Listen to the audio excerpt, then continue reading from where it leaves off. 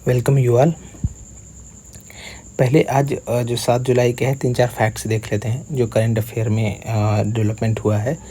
पहला कि ये सबसे इम्पोर्टेंट न्यूज़ है कि जो इंडियन इंस्टीट्यूट ऑफ मैनेजमेंट का जो बेंगलुरु का IIM है, इंडियन इंस्टीट्यूट ऑफ मैनेजमेंट, उसने अपना पहला कैंपस इस्टेब्लिश करेगा इंडोनेशिया में।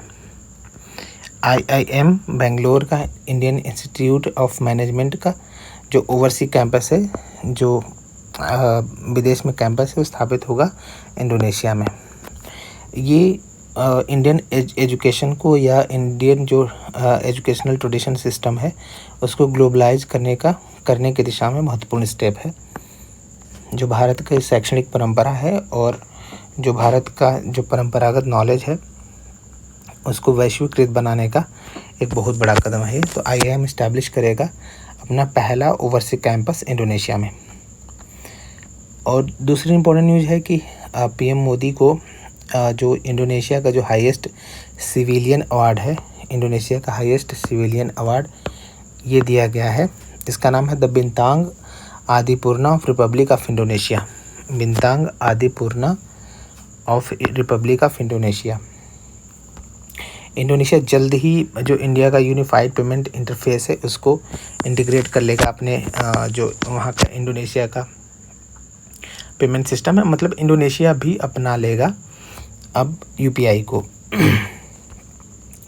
इसके पहले जून के जो लास्ट जून में जो गए थे प्रधानमंत्री मोदी सेशल्स में, उनको भी प्रधानमंत्री मोदी को वहाँ पर भी जो सेशल्स का हाईएस्ट जो सिविलियन अवार्ड है उसे दिया गया था। उसका नाम है, जो सेशल्स का हाईएस्ट सिविलियन अवार्ड है उसका नाम है guardian of the blue horizon.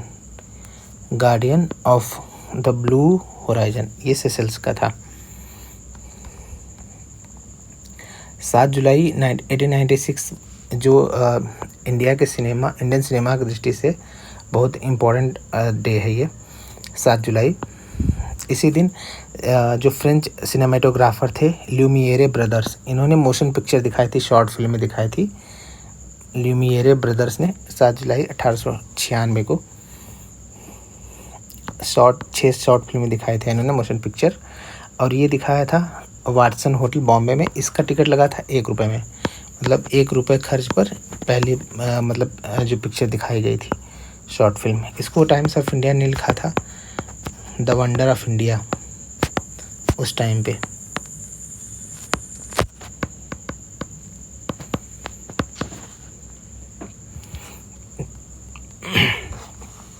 Mains के लिए जो हमने टॉपिक लिया है वो टॉपिक अर्बन फ्लड मैनेजमेंट से है। अभी बॉम्बे में या जो भी मेट्रोपॉलिटन सिटीज़ हैं इंडिया के, वहाँ पे फ्लड का खतरा मंडरा रहा है। मेट्रोपॉलिटन सिटी या विशेष तौर पे मुंबई में यहाँ पे अर्बन फ्लड का खतरा मंडरा रहा है और IMD कई बार वार्निंग भी दे चुका है इस पे।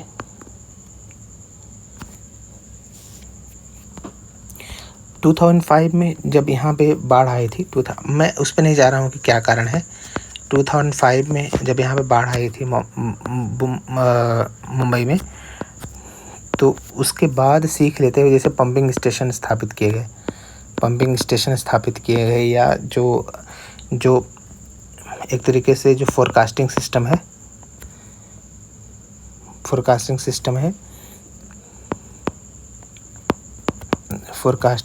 है उसको और स्ट्रेंथन किया गया और उसको मजबूत किया गया।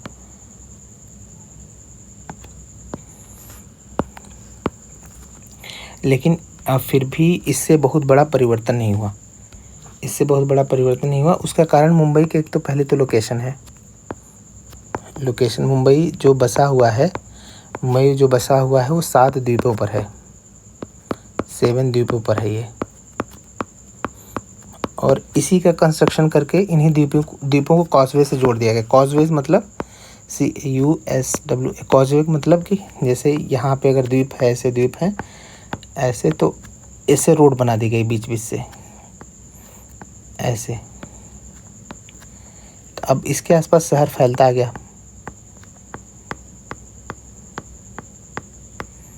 तो ये कोलाबा जो है, कोलाबा, वर्ली, ये सब द्वीप ही हैं। कोलाबा, वर्ली, ये सब द्वीप, मुंबई के द्वीप ही हैं ये। तो मुंबई अब इसका कारण ये है कि जैसे अगर ये द्वीपों पर बना है तो कंस्ट्रक्शन के कारण ये जो ओशन सी लेवल है इससे बहुत ज़्यादा इसकी ऊंचाई नहीं है। तो अगर जो सी की ऊंचाई सी लेवल बढ़ता है तो ये जाहिर सी बात है इनके डूबने का खतरा रहेगा। दूसरा कि जो हाई टाइड होते हैं, हाई टाइड मतलब कि सिंपल भाषा में कि जल का ऐसा जो सी लेवल का ऐसा समय जब सी लेवल बहुत ज़्यादा ऊंचाई पर आ जाता है। जैसे फंडी की खाड़ी में 16 से 17 मीटर तक हाई टाइड आते हैं, कनाडा फंडी की खाड़ी में। यहाँ पे मतलब जल की जो आने वाले जल की जो कोस्ट की तरफ ऊंचाई होती है वो बहुत ज़्यादा बढ़ जाती है। तो ऐसे में अगर उसी टाइम पे बारिश हुई तो जो जल ग्रेविटी के कारण मतलब लैंड से सी की तरफ जाता, अब इधर हाई टाइड के कारण जो जल है इसको वापस भेज देता है। तो ऐसे में हाई टाइड के कारण खतरे बाढ़ के बहुत बढ़ जाते हैं। और इसके अलावा जैसे जो नेचुरल एक तरीके से रेन वाटर स्टोरिंग एरिया थे या वेटलैंड थे।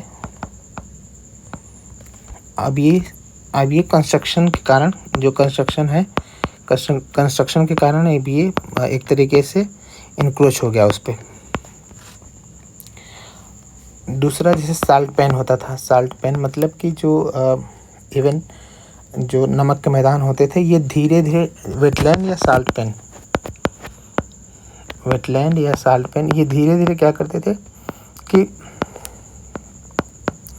धीरे धीरे वाटर को जो पर्कुलेट होता था वाटर यहाँ नीचे से और धीरे धीरे करके स्टोर करके इसको ओशन में छोड़ देते थे। लेकिन अब इन सब का इंक्रोच हो गया है या इस पे निर्माण हो चुके हैं ज़्यादातर। तो एक जो नेचुरल अपने आप में जो सिक्योरिटी थी अगेंस्ट क्लाइमेट चेंज या फ्लडिंग वो ख़त्म हो गई है। और अब ये स्थिति बन गई है कि केवल थोड़े बहुत नेचुरल जो अगर बचे भी हैं, नेचुरल जो सिक्योरिटी है वेटलैंड्स की जो यहाँ पे उपस्थित है उससे तो काम नहीं होने वाला। उसके लिए थोड़ा सा इनोवेटिव सॉल्यूशन की तरफ बढ़ना ही होगा। जैसे अब 2012 में चाइना के बीजिंग में बाढ़ आई थी 2012 में। तो जब चाइना के बीजिंग में बाढ़ आई थी इसने स्पॉन्ज सिटी कॉन्सेप्ट को विकसित किया। स्पॉन्ज सिटी मतलब कि सिटी का निर्माण या वहाँ के इंफ्रास्ट्रक्चर इस तरह से परमिएबल बने या एक तरीके से यहाँ पे इस तरह से इंफ्रास्ट्रक्चर बने कि वो जो अतिरिक्त जल है वो सोख ले और उसको बाद में जो ढलान है ग्रेविटी से उसको नीचे की तरफ छोड़ दे। तो परमिएबल सिटी बने जैसे चाइना ने अभी किया है।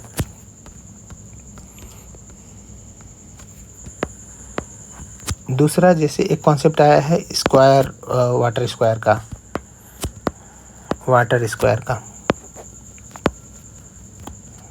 स्क्वायर में क्या होता है कि जैसे जो नीदरलैंड जैसे देशों में जो शहर मतलब कि कम ऊंचाई पर हैं उनको एक तरीके से उनको वाटर स्क्वायर की तरह डेवलप कर दिया जाता है। अब ये जो जल है जो अतिरिक्त जल है बाढ़ का वो बाढ़ के समय इसमें आ जाएगा वाटर स्क्वायर में और सोख लेगा इसको जल को।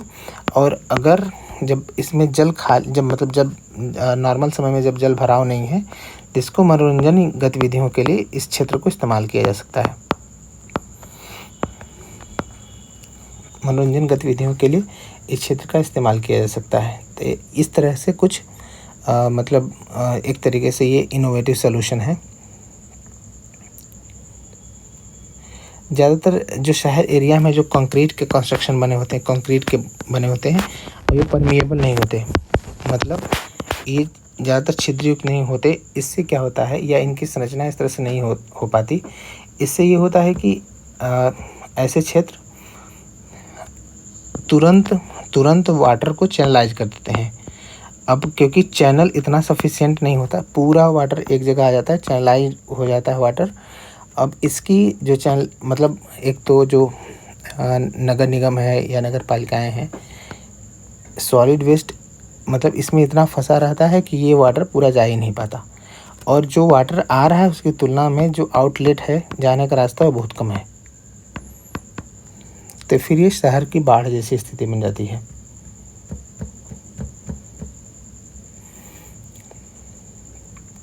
अब इसका कॉन्सेप्ट एक जैसे एक जो इंफ्रास्ट्रक्चर का कॉन्सेप्ट आया है, blue green infrastructure.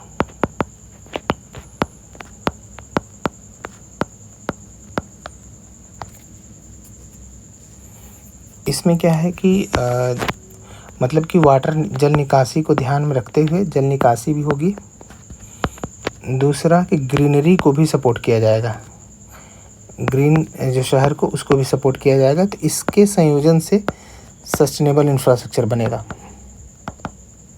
Sustainable infrastructure, तो जो भी अर्बन प्लानर्स हैं उनको ब्लू ग्रीन इंफ्रास्ट्रक्चर पर ध्यान देना है, ताकि ग्रीनरी भी प्रमोट हो, और इसके अलावा जो वाटर का जो निकासी है, जल का अतिरिक्त जल की निकासी, वो भी संभव हो। ताकि अब केवल जिस हिसाब से क्लाइमेट चेंज हो रहा है, तो केवल जो नेचुरल एक तरीके से डिफेंस सिस्टम है अर्बन प्लानिंग को लेकर, वो काम नहीं करेगी। उसके लिए बड़े लेवल पर तैयारी करने की ज़रूरत है। तो इसमें बहुत अच्छे पॉइंट्स नहीं, लेकिन कुछ इनोवेटिव सोल्यूशन है, उसको आप सजेस्ट कर सकते हैं।